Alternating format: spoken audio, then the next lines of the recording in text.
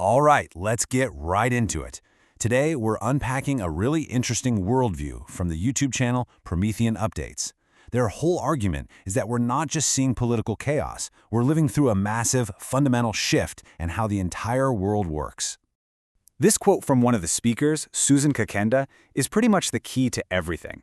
They're saying all this turbulence we see, it's not an accident. It's part of a deliberate, if messy, exit from what they call a dying system.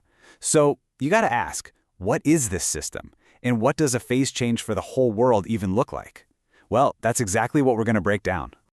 Okay, so here's our roadmap. First, we need to understand this dying system they're talking about.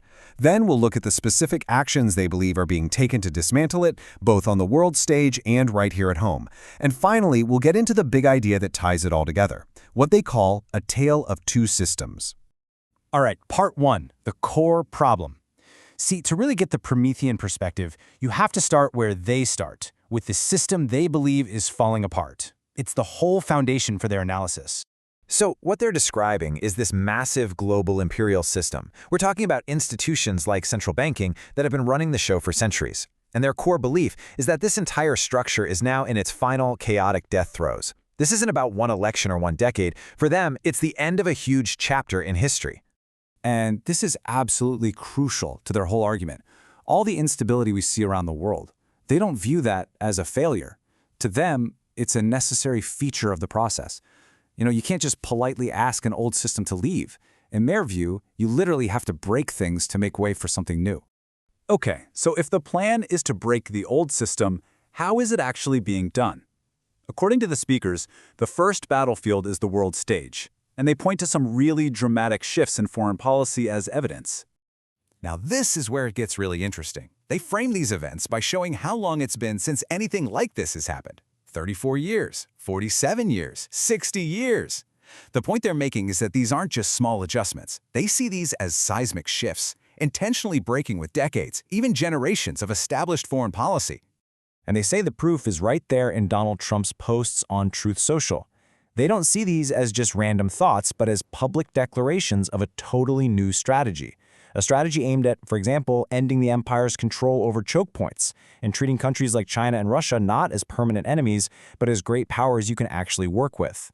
But this strategy of breaking things isn't just happening overseas.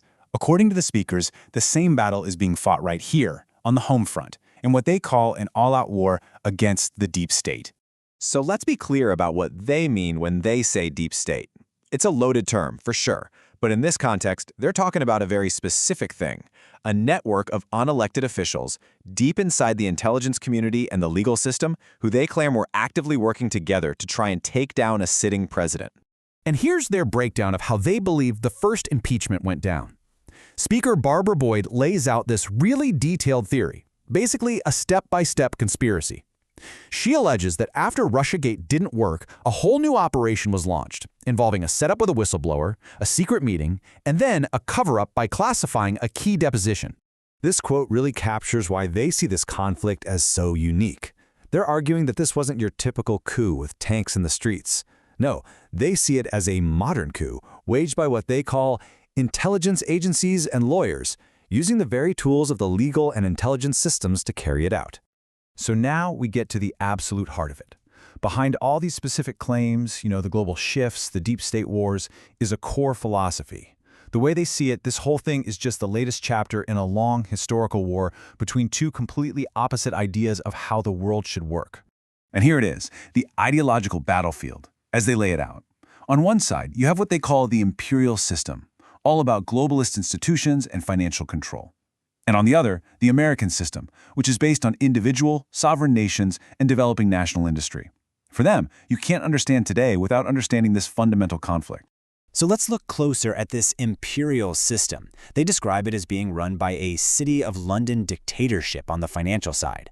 They say it controls the world through physical choke points, but also through ideas, specifically a view that humans are basically just beasts. And they argue it uses cultural warfare to keep populations down and demoralized. And the alternative they're pushing for is what they call the American system. They trace its ideas back to historical figures like Hamilton and Lincoln. And philosophically, it's based on what they call a Promethean view of mankind, this idea that people are inherently creative, meant to build and improve the world. This is the tradition they believe Donald Trump is trying to bring back. So, to wrap it all up, from their perspective, everything you see happening, all the political drama, the international showdowns, it's not random. It's just the surface-level expression of this much deeper, long-running war between two totally opposite ideas for the future of civilization. In the end, the analysis from Promethean Updates paints a picture of a world at a genuine crossroads, in a phase change where the final outcome is anything but certain. They frame it as a stark choice, a war between two competing visions for humanity. And the question they leave on the table is a big one. Which of these two systems will be the one to shape our future?